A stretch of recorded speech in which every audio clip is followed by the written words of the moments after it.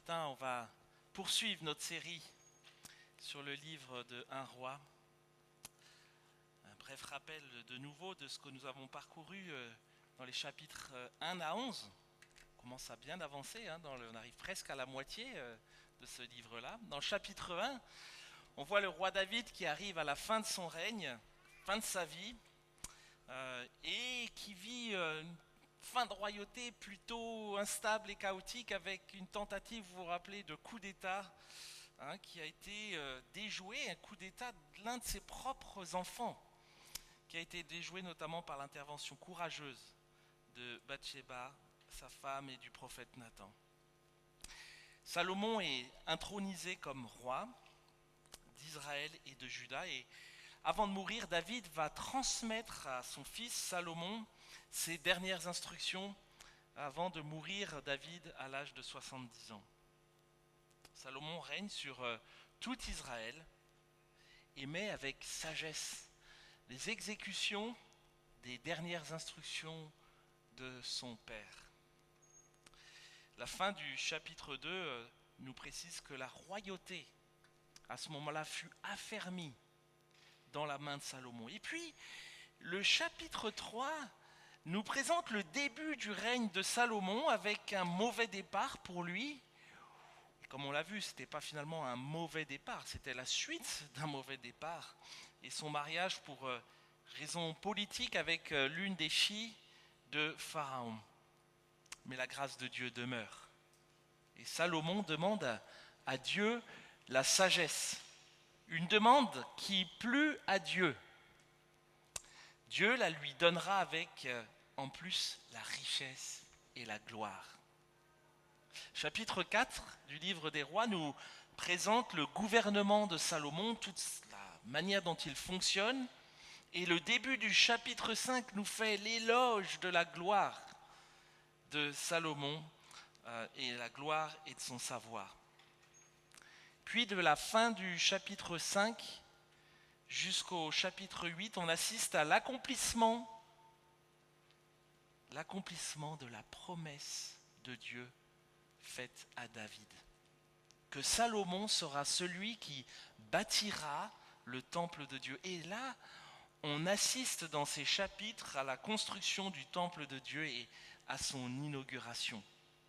Dans les chapitres 9 à 11, on a donc fait le grand écart entre le règne étincelant de Salomon, sa renommée internationale, puisque des rois et des reines viennent jusqu'à lui pour le voir, et sa fin de vie plutôt chaotique, avec notamment 3 ennemis qui lui font face. Un ennemi au nord, un ennemi au sud, et un ennemi au sein même du peuple, de son peuple, Jéroboam. Ce matin, dans les chapitres 12 à 14, verset 20, nous allons assister à la triste succession de Salomon, à l'endurcissement de 2 rois, qui conduira, comme le Seigneur l'avait annoncé, au déchirement du royaume d'Israël. On va commencer avec une lecture, on en aura plusieurs ce matin encore, avec le chapitre 12, nous allons lire les versets 1 à 11. Salomon se coucha avec ses pères et fut enseveli dans la ville de son père David. Son fils, Roboam, régna à sa place. Roboam se rendit à Sichem, car tout Israël était venu à Sichem pour l'établir roi. Lorsque Jéroboam, fils de Nébat, l'apprit, il était encore en Égypte, où il avait pris la fuite devant le roi Salomon. C'était en Égypte que Jéroboam habitait. On l'envoya appeler. Alors Jéroboam et toute l'assemblée d'Israël arrivèrent et parlèrent ainsi à Roboam. Ton père a rendu notre joug bien dur. Toi maintenant allège la dure servitude venant de ton père et le joug pesant qu'il a mis sur nous, et nous te servirons. Il leur dit, allez et revenez vers moi dans 3 jours. Le peuple s'en alla. Vous savez, je fais une petite pause dans la lecture, mais on se rend bien compte ici le poids qu'on l'on sentait discerner dans la lecture des chapitres précédents, le poids qui pesait sur le peuple pour entretenir le train de vie du roi Salomon. Même si il était mentionné que les gens du peuple n'étaient pas utilisés comme esclaves dans les corvées, etc., il était malgré tout ultra sollicité. Rappelez-vous, chaque tribu devait un mois dans l'année pourvoir à tous les besoins du roi et de la cour. Rappelez-vous le nombre de cavaliers, le nombre de personnes d'armes, le nombre de personnes à la cour que Salomon avait. La charge était considérable et on comprend très bien que les tensions au sein du peuple commençaient finalement à se faire sentir de plus en plus fortes. Là, dans le texte, il est clair que ces tensions ressortent enfin en plein jour. On continue la lecture. Verset 6. Le roi Roboam prit conseil des anciens qui s'étaient tenus auprès de son père Salomon pendant sa vie. Et il dit, que conseillez-vous de répondre à ce peuple ? Ils lui adressèrent la parole en ces termes, si aujourd'hui tu te fais le serviteur de ce peuple, si tu te mets à leur service, si tu leur réponds en parlant avec bonté, ils seront pour toujours tes serviteurs. Mais Roboam ne tint pas compte du conseil que lui donnaient les anciens et prit conseil de ceux qui, enfants, avaient grandi avec lui et qui se tenaient avec lui. Il leur dit, « Que conseillez-vous de répondre à ce peuple qui me tient ce langage ? Allège le joug que ton père a mis sur nous. » Ceux qui, enfants, avaient grandi avec lui lui adressèrent la parole en disant, « Tu parleras ainsi à ce peuple qui t'a tenu ce langage. Ton père a rendu notre joug pesant, et toi, allège-le nous. Tu leur parleras ainsi. Mon petit doigt est plus gros que le rein de mon père. » Vous savez, je fais une parenthèse, le petit doigt ici est plus gros que le rein de mon père. C'était une façon écrasante d'exprimer sa suprématie par rapport à celle de son père. Puis il continue.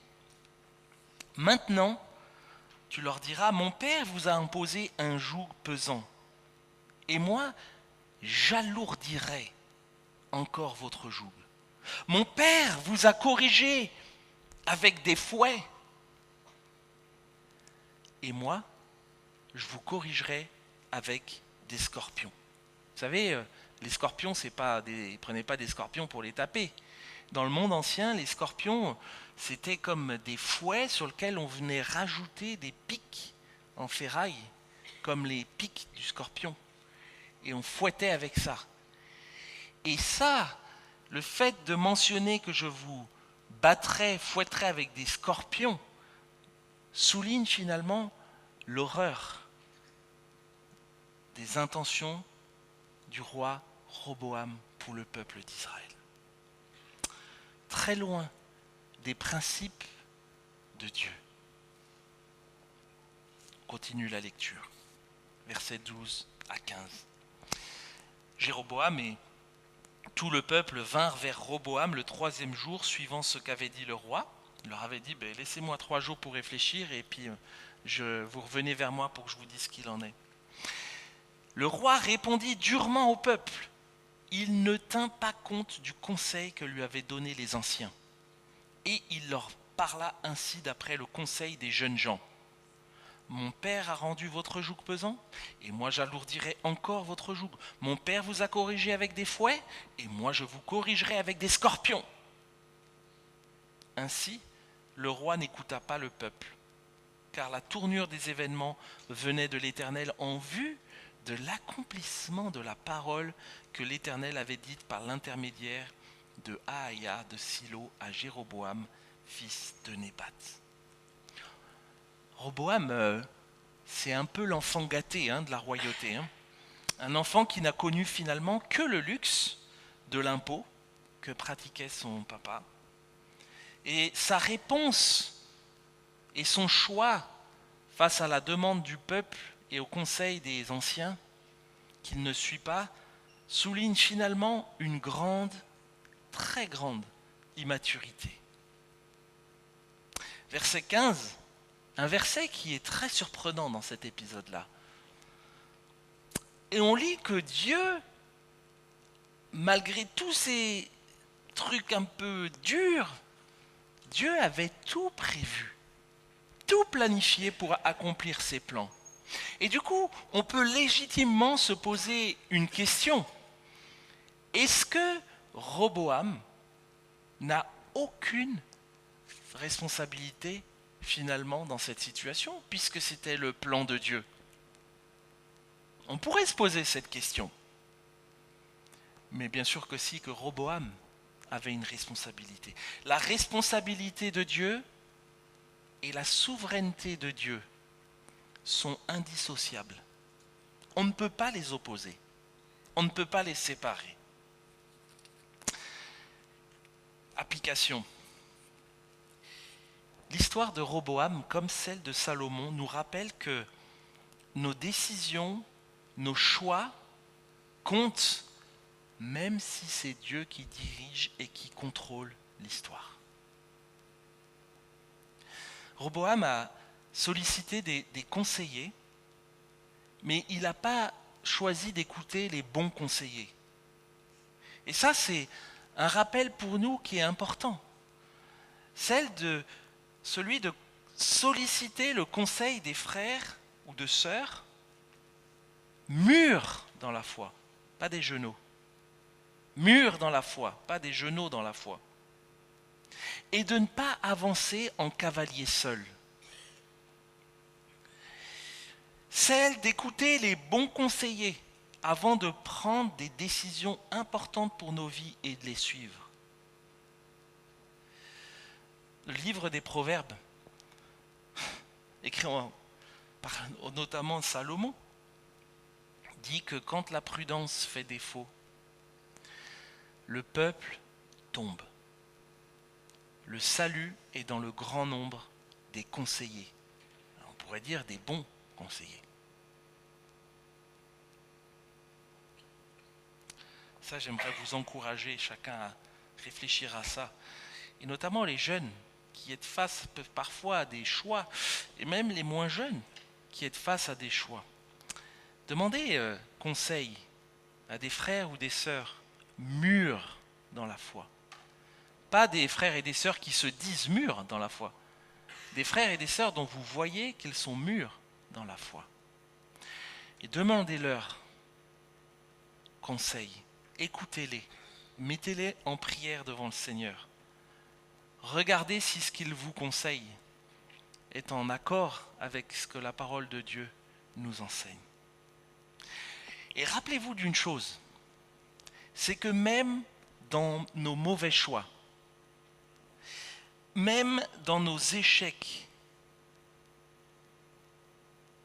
même dans notre endurcissement, comme ce fut le cas pour Roboam, une vérité demeure. Cela n'empêchera jamais, jamais à Dieu d'accomplir ses plans. Jamais. Cela nous rappelle que c'est bien Dieu qui reste le seul maître de l'histoire. Cela nous rappelle finalement qu'aucun triomphalisme n'est permis, n'est possible, même dans nos réussites. Aucun. C'est Dieu qui est à la manœuvre, c'est Dieu qui contrôle et qui est maître de l'histoire, de notre histoire. Vous savez, l'exemple de Jésus-Christ est saisissant et parfois même incompréhensible, parce qu'il a plu à Dieu son Père de briser son propre Fils par la souffrance. Et vous savez, si vous ne comprenez pas ça, vous inquiétez pas, vous n'êtes pas le seul. Les disciples déjà qui cheminaient avec Jésus physiquement ne le comprenaient pas non plus. Et la mise à mort de Jésus par les hommes a été incompréhensible pour eux. Mais vous savez, la mort de Jésus n'est absolument pas un accident de parcours. La mort de Jésus n'est absolument pas un hasard. C'est un péché grave, certainement le péché le plus grave même, de mettre à mort le Fils de Dieu. Mais c'est un événement qui est rentré dans le plan parfait de Dieu pour accomplir un sauvetage planétaire, notre sauvetage face à notre péché.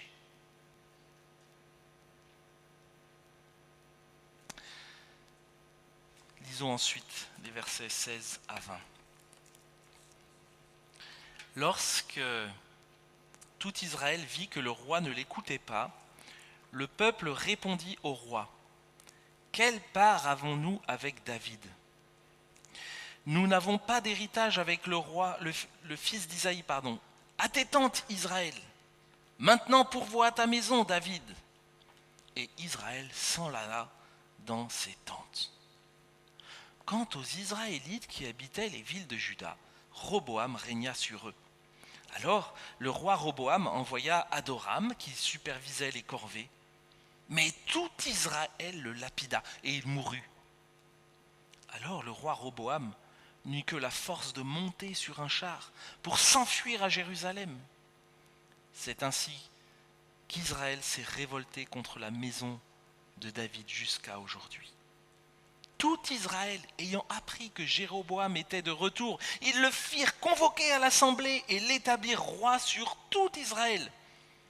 Il n'y eut que la seule tribu de Juda pour se rallier à la maison de David.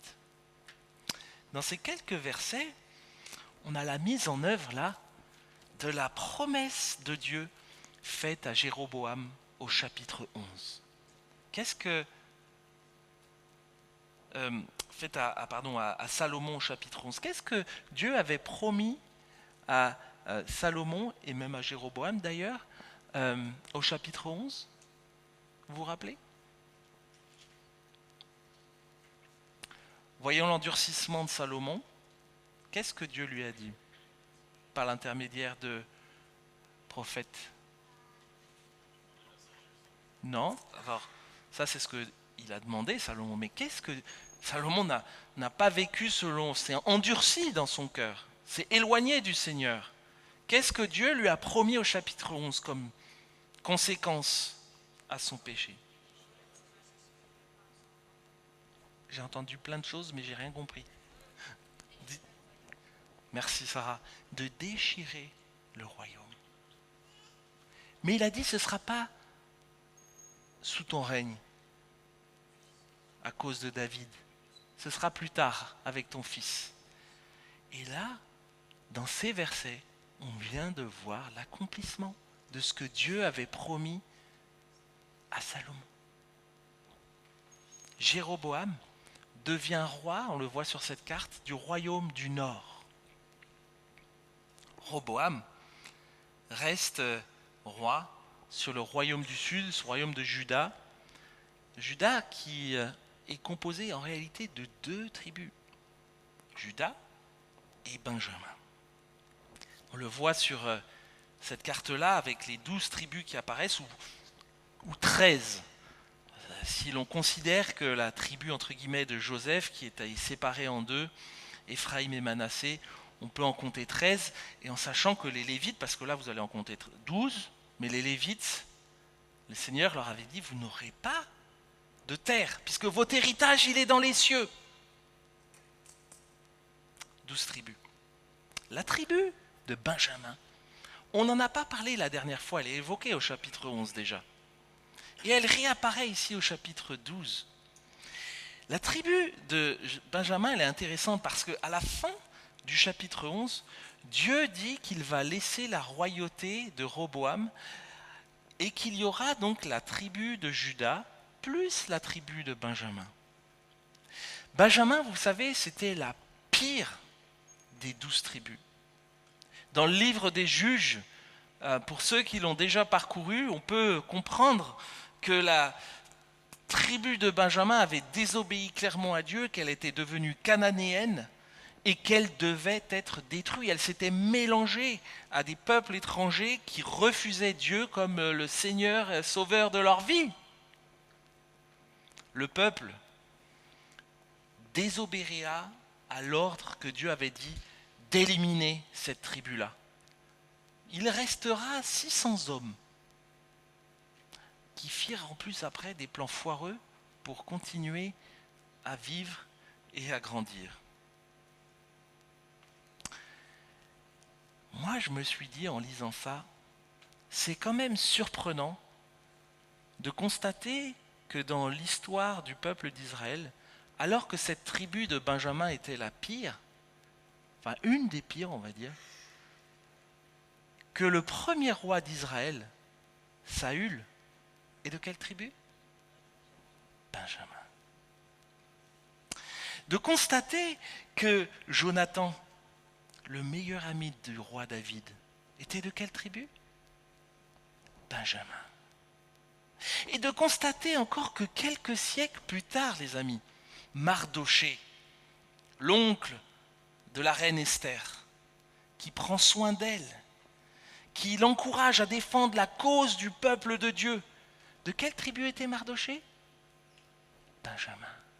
Et de constater que il n'était pas grand, mais il était de taille petite, mais le grand apôtre Paul, dans le Nouveau Testament, dont on a une grande part dans notre Bible, ce grand apôtre Paul, de quelle tribu était-il ?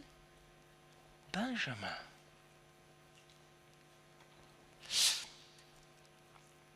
Vous savez, Dieu va prendre les gens les plus pourris pour accomplir ses plans. C'est très loin de nos raisonnements ou de nos logiques humaines, et y compris dans l'Église. Vous savez, cela nous montre une nouvelle fois que, quelle que soit notre histoire, je te dis, quelle que soit ton histoire, quel que soit ton passé, Dieu n'a aucune difficulté à t'inclure dans ses plans. Aucune.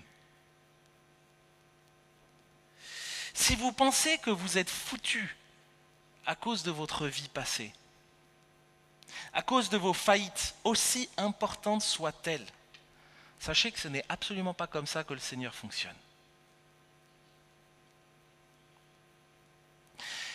À nous, si nous pensons qu'un tel ou une telle est foutu à cause de son passé,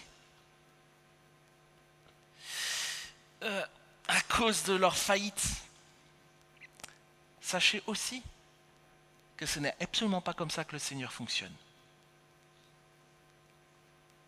Parce qu'on a parfois, facilement, on fait des catalogues des personnes. Lui ou elle, vu ce qu'elle a fait, vu ce qu'elle a dit, vu ceci, vu... Terminé. Mais vous savez qu'on raisonne différemment de la manière dont le Seigneur raisonne en agissant ainsi ? C'est grave de s'opposer au plan de Dieu. Et on n'y arrivera pas. Suite de l'histoire. Roboam, arrivé à Jérusalem, assembla toute la maison de Juda et la tribu de Benjamin. 180 000 guerriers d'élite pour qu'ils combattent contre la maison d'Israël afin de ramener le royaume sous l'autorité de Roboam, fils de Salomon. Mais la parole de Dieu fut adressée à Shemaïa, l'homme de Dieu, en ces termes. Parle à Roboam, fils de Salomon, roi de Juda, et à toute la maison de Juda et de Benjamin, ainsi qu'au reste du peuple, pour leur dire, ainsi parle l'Éternel. Vous ne monterez pas et vous ne combattrez pas vos frères les Israélites. Que chacun de vous retourne dans sa maison, car c'est de moi que vient cet événement. Ils obéirent enfin à la parole de l'Éternel et s'en retournèrent pour se conformer à la parole de l'Éternel. Le plan de guerre de Roboam est finalement déjoué parce que franchement, 180 000 hommes d'élite, ça n'est pas rien. Et on se rend bien compte que, vous savez, de telles méthodes échouent toujours pour régler des querelles familiales. On envoie les armées, on envoie toutes sortes de choses. C'est pas comme ça qu'on règle les histoires. Et le prophète qui n'est pas nommé ici ne soutient pas le nouveau roi et s'assure ici que la parole de Dieu soit respectée. Je pense que en lisant un peu les livres d'histoire, on se rend compte aussi que Roboam était certainement inquiet de voir le pharaon, le nouveau pharaon égyptien, Shishak, qui était plutôt assez volontaire dans le fait d'envahir Israël. Et voyant la menace du pharaon, je pense que ça a convaincu Roboam aussi d'écouter le prophète et la parole du Seigneur. L'entente entre Israël n'était pas au rendez-vous, notamment depuis le dernier changement de roi en Égypte. Première partie.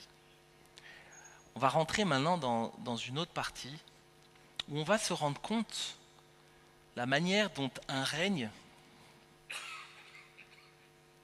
Alors ça a disparu. Voilà. Dont un règne influencé par la peur et de mauvais conseillers, on va se rendre compte ce que ça a produit. Et on va lire les versets 25 à 33. Jéroboam, donc vous voyez, il vient d'être choisi roi pour Israël, royaume du Nord. Jéroboam bâtit Sichem dans les monts d'Éphraïm et il y habita. Puis il en sortit et bâtit Pénuel. Jéroboam dit en son cœur, maintenant le royaume pourrait bien revenir à la maison de David. Si ce peuple monte à Jérusalem pour faire des sacrifices dans la maison de l'Éternel, le cœur de ce peuple reviendra à son Seigneur, à Roboam, roi de Juda. Ils me tueront et reviendront à Roboam, roi de Juda. Après avoir pris conseil, le roi dit et fit 2 veaux d'or.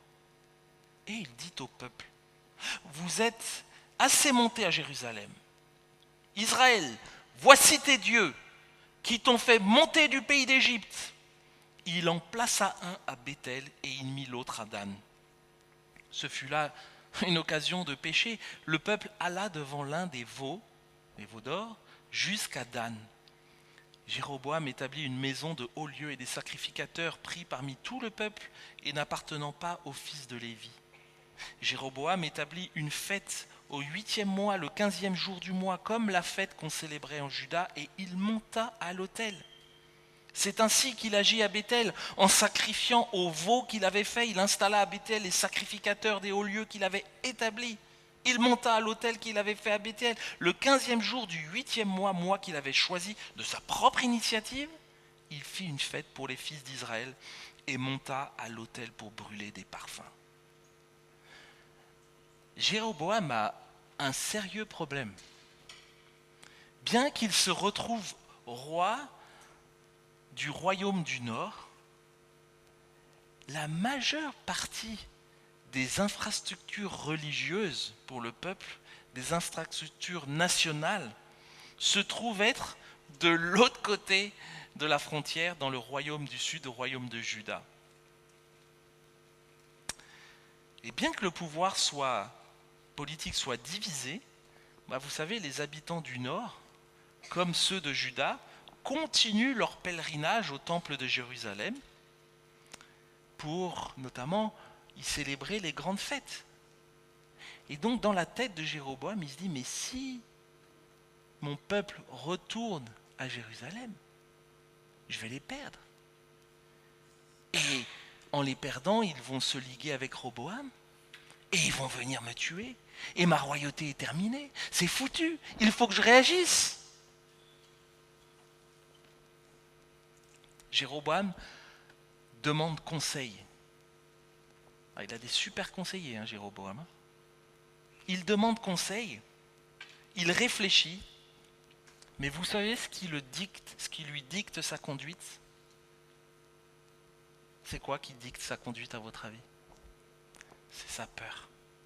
Il a peur. Et c'est sa peur et sa stratégie qui l'emporte sur sa confiance à Dieu et sur son obéissance à ses prescriptions. Et pourtant, il n'y a pas si longtemps que ça, Dieu, par l'intermédiaire du prophète Aïa, qui lui avait fait une promesse et une annonce de sa royauté, voilà ce qu'il lui avait dit. Si tu écoutes tout ce que je t'ordonnerai, si tu marches dans mes voies et si tu fais ce qui est droit à mes yeux, en observant mes prescriptions et mes commandements, comme l'a fait mon serviteur David, je serai avec toi, je te bâtirai une maison stable. Il savait ça, Jéroboam. Jéroboam a peur. Il a peur et il finit par écouter et se laisser diriger par ce que sa peur lui dit. Et sa peur, qu'est-ce qu'elle lui dit? Qu'est-ce que nos peurs nous disent quand non, ne te confie pas dans le Seigneur, lui il ne sait pas. Agis, réfléchis, mais agis toi-même. Au moins, ça risque de mieux se passer. Et Jéroboam, c'est ce qu'il fait. Il réagit plutôt que se confier dans le Seigneur. Il se dit que Dieu est moins bon que lui, moins capable que lui pour le défendre ou le protéger. Et on peut dire que d'un point de vue politique et stratégique, moi je trouve que sa décision est plutôt intelligente. Bah oui, elle est plutôt intelligente.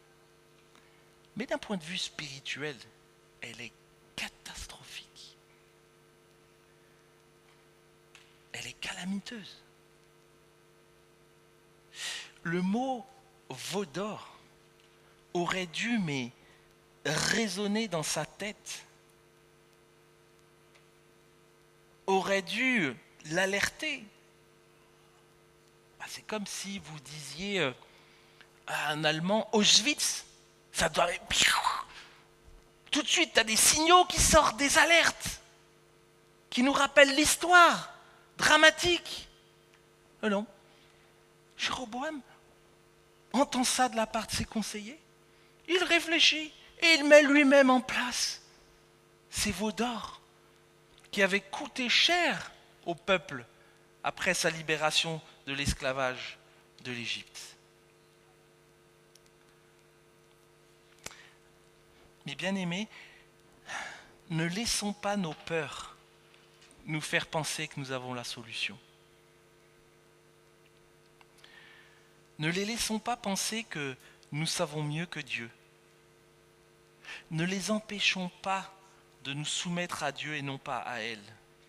Ne les laissons pas nous faire oublier le passé, non pas pour nourrir des regrets ou cultiver une culpabilité malsaine, non, pas pour ça, mais pour nous rappeler l'odeur nauséabonde de notre péché et nous encourager avec l'aide de Dieu de le combattre et de le refuser dans nos vies, en décidant en toutes circonstances de placer notre confiance en Dieu et de lui rester fidèle. Toutes les fois où j'ai laissé mes peurs prendre le contrôle dans ma vie, le résultat a été catastrophique. Toutes les fois où je laisse la peur m'envahir, me paralyser, on est comme asphyxiés parfois, elles nous asphyxient nos peurs. Et parfois elles nous empêchent même d'ouvrir la bouche pour nous adresser à Dieu. Mais le Seigneur sait et il voit. Et vous savez quoi? Moi, c'est dans les périodes où j'avais peur, terriblement peur, que la présence de frères et de sœurs dans cette église-là, de mes mentors qui ne sont pas forcément dans cette église-là, a été d'un soutien, d'une aide tellement précieuse. Pourquoi? Parce qu'un frère ou une sœur ou un mentor, il n'est pas là pour dire « Ah oui, dis donc, ça fait peur ». Il est là pour dire « Jérémie, je te comprends, mais regarde à Christ, persévère. regarde à Dieu, persévère. Rappelle-toi de ses promesses, elles sont aussi pour toi dans cette situation-là. Ça, c'est une des grandes valeurs aussi de l'église locale. Ne la négligez pas. Deuxième exemple d'un règne chaotique, les peurs, les mauvais conseillers. Et puis, on va voir la suite, qui ne va pas s'améliorer. On va lire les 10 premiers versets du chapitre 13. Voici qu'un homme de Dieu arriva de Juda à Béthel, d'après la parole de l'Éternel, pendant que Jéroboam se tenait à l'autel pour brûler des parfums. Il cria, cet homme, contre l'autel d'après la parole de l'Éternel et dit « Autel, autel ! Ainsi parle l'Éternel. Voici qu'il naîtra un fils à la maison de David. Son nom sera Josias. » Ah, Josias, intéressant, puisqu'on en parle un peu plus loin dans le livre des rois. Il sacrifiera sur toi les sacrificateurs des hauts lieux qui brûlent sur toi des parfums, et l'on consumera sur toi des ossements d'hommes. Et voici, le même jour, il donna un signe en disant, le signe du fait que l'Éternel a parlé est le suivant, l'autel se fendra et la cendre qui est dessus sera répandue. Et Josias, on le verra dans 2 rois, mais Josias est celui qui, 300 ans après cette parole de la part du Seigneur, 300 ans après cette parole s'accomplira. Et Josias, qui était un des plus jeunes rois, puisqu'il a été roi à l'âge de 8 ans. 8 ans. Et à 18 ans, Josias fit une réforme religieuse, spirituelle dans tout le royaume. Il brûlera, massacrera tous les faux cultes du royaume du Nord et du royaume de Juda. Josias, fils de David. Et voilà ce que nous dit le livre des rois. La prophétie adressée à Jéroboam par l'homme de Dieu venu de Juda se réalise 300 ans plus tard, exactement comme elle avait été annoncée. Regardez, le roi, on lit dans 2 rois, le roi rendit impurs les hauts lieux qui étaient en face de Jérusalem, c'est Josias, sur la droite de la montagne de destruction, et que Salomon, roi d'Israël, avait bâti à Astarté l'abomination des Sidoniens, à Kémosh, vous vous rappelez Kémosh, l'abomination de Moab, et à Milcom, l'horrible idole des Ammonites. Il brisa les stèles, coupa les poteaux d'Achéra, remplit d'ossements humains la place qu'il occupait.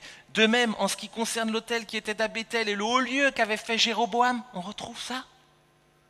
Fils de Nébat, qui avait fait pécher Israël, il a bâti cet autel et le haut lieu, il brûla le haut lieu et le réduisit en poussière et il brûla le poteau d'Achéra. Josias se tourna et vit les tombes qui étaient là dans la montagne, envoya prendre les ossements dans les tombes et les brûla sur l'autel.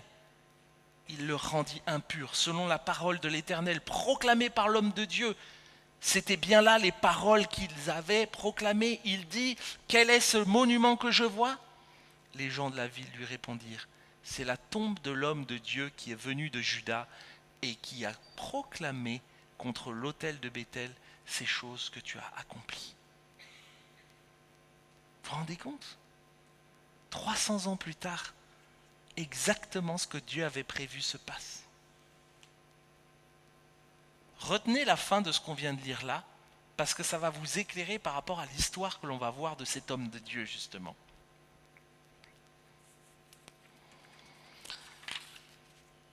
Or, il y avait un vieux prophète, verset 11, qui habitait à Béthel. L'un de ses fils vint lui raconter toutes les actions que l'homme de Dieu avait accomplies à Béthel ce jour-là, et les paroles qu'il avait dites au roi. Lorsque les fils eurent fait ce récit à leur père, il leur dit, « Par quel chemin s'en est-il allé ?» Ses fils avaient vu par quel chemin s'en était allé l'homme de Dieu qui était venu de Juda. Alors il dit à ses fils, « Scellez-moi l'âne. » Ils lui scellèrent l'âne et il monta dessus. Il suivit l'homme de Dieu et le trouva assis sous le térébinthe. Il lui dit, « Es-tu l'homme de Dieu qui est venu de Juda ?» Il répondit, « C'est moi. » Alors il lui dit, « Viens avec moi à la maison pour y manger. » Mais il répondit, « Je ne puis ni retourner avec toi, ni entrer chez toi. Je ne mangerai pas de pain, je ne boirai pas d'eau avec toi en cet endroit, car il m'a été dit par la parole de l'Éternel, tu ne mangeras pas de pain, tu n'y boiras pas d'eau, et tu ne prendras pas à ton retour le chemin par lequel tu seras allé. » Jéroboam lui avait déjà proposé auparavant de venir manger chez lui, etc. Il avait refusé en vouloir obéir à l'ordre que Dieu lui avait donné. Et là, cet homme, soi-disant prophète, lui fait cette même demande. Mais il est un peu plus fourbe. L'homme prophète dit alors, « Moi aussi je suis prophète comme toi. Un ange m'a parlé en ces termes de la part de l'Éternel. Ramène-le avec toi dans ta maison et qu'il mange du pain et boive de l'eau. » Il lui mentait. L'homme de Dieu retourna avec lui et mangea du pain dans sa maison et but de l'eau. Comme il était assis à table, la parole de l'Éternel fut adressée au prophète qu'il avait ramené, et il cria à l'homme de Dieu qui était venu de Juda. « Ainsi parle l'Éternel, parce que tu as été rebelle à l'ordre de l'Éternel, et que tu n'as pas observé le commandement que l'Éternel ton Dieu t'avait donné, parce que tu es retourné à ce que tu as mangé du pain et bu de l'eau à l'endroit dont il t'avait dit, tu ne mangeras pas de pain et ne boiras pas d'eau, ton cadavre n'entrera pas dans la tombe de tes pères. » Après qu'il eut mangé du pain et bu de l'eau, il scella l'âne pour le prophète qu'il avait ramené, et celui-ci s'en alla. Un lion l'attrapa en chemin et le tua. Son cadavre fut jeté sur le chemin, l'âne se tenant à côté de lui. Le lion se tenait aussi à côté du cadavre. C'est vraiment un épisode surprenant. On voit que la désobéissance finalement ne se limitait pas au roi. Le prophète de Juda, cet homme de Dieu venu de Juda jusqu'à Béthel, avait livré à Jéroboam une prophétie très forte, qui, comme on l'a vu, s'est accomplie dans 2 Rois. Mais le prophète de Juda s'est laissé tromper par un autre soi-disant prophète. Était-ce par jalousie, par rivalité entre les 2 royaumes? On ne le sait pas. Cependant, ce que l'on sait, c'est que l'ordre de l'Éternel était clair. L'homme de Dieu, en provenance de Juda, n'aurait jamais dû se tromper. Mais bien aimé, ce que l'auteur du livre des rois nous montre, c'est que le prophète qui a rendu un jugement contre Jéroboam a désobéi à la parole de Dieu de la même manière que Jéroboam l'a fait en construisant un autel à Béthel. Les 2 ont désobéi à un ordre de l'Éternel. Il n'y a pas d'échappatoire à notre désobéissance, que nous soyons rois ou prophètes.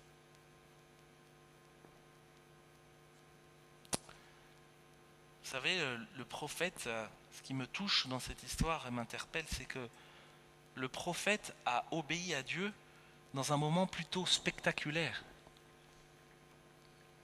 Mais il échoue dans un moment plus discret, plus confidentiel, autour d'un repas. Un appel pour nous à rester vigilants en permanence. Oui, lorsqu'il y a des grosses épreuves, des choses fortes que nous vivons, Dieu peut donner des forces incroyables pour affronter ces épreuves, pour avoir la victoire sur ces épreuves en restant fidèle au Seigneur. Et puis il vient des temps plus calmes. Et là, on se relâche. Et là, on oublie que le combat, lui, ne cesse pas. C'est une réalité dans ma propre vie, je ne sais pas si c'est là dans la vôtre, mais je pense que oui. Ne pensons pas que le combat ne continue pas, même lorsque nous sommes dans des périodes que le Seigneur nous donne gracieusement, où les choses sont plus calmes. Restons vigilants. Cet épisode, vous savez, aurait pu interpeller Jéroboam, parce qu'on lui a raconté tout ce qui s'est passé là.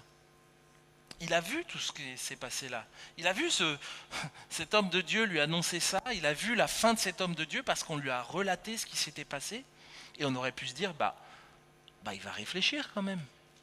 Ça va peut-être le percuter. Mais qu'est-ce que nous dit le texte ?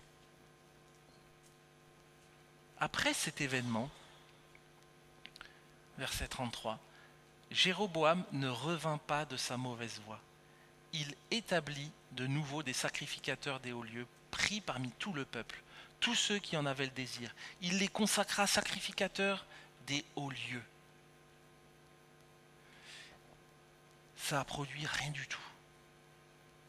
Si ce n'est qu'il ait persévéré dans son endurcissement. Et la suite continue dans la même série. On ne va pas les lire par manque de temps, mais chapitre 14, versets 1 à 20.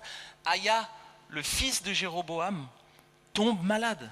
Et là, Jéroboam demande à sa femme de se déguiser et d'aller à Silo demander l'aide du prophète Aya, un autre Aya, celui qui lui avait dit « Un jour tu seras roi ».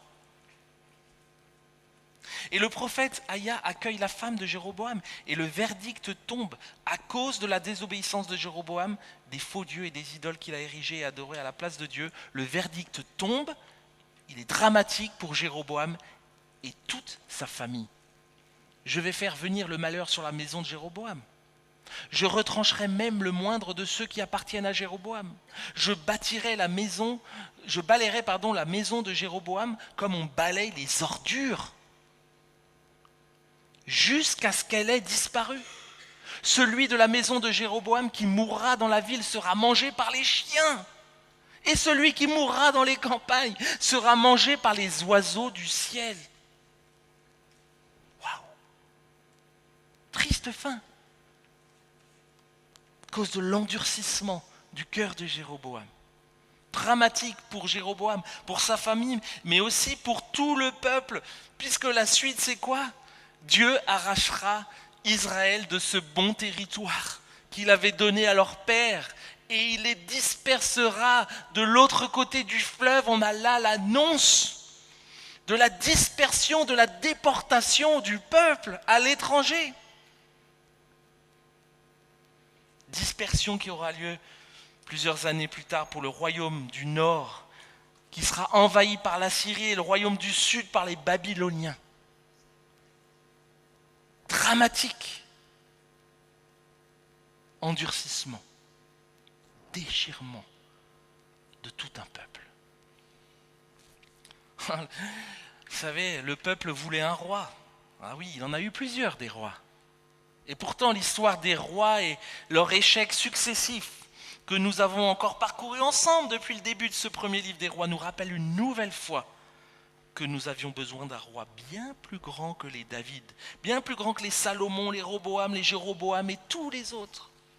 Nous avons besoin désespérément de Jésus, le seul et unique roi, capable de nous arracher au pouvoir du péché sur nos vies, de nous sauver de la mort. Tout dans le livre des rois, tout pointe vers Jésus. Tout chez les prophètes pointe vers Jésus. Et d'ailleurs, vous savez quoi ? Rappelez-vous ce que le prophète Ésaïe disait en annonçant justement la venue de Jésus. Car un enfant nous est né, un fils nous est donné, et la souveraineté reposera sur son épaule. On l'appellera admirable, conseiller, et lui c'est un bon conseiller. Dieu puissant, Père éternel, Prince de paix. C'est ça, ce roi, que nous voulons célébrer encore aujourd'hui.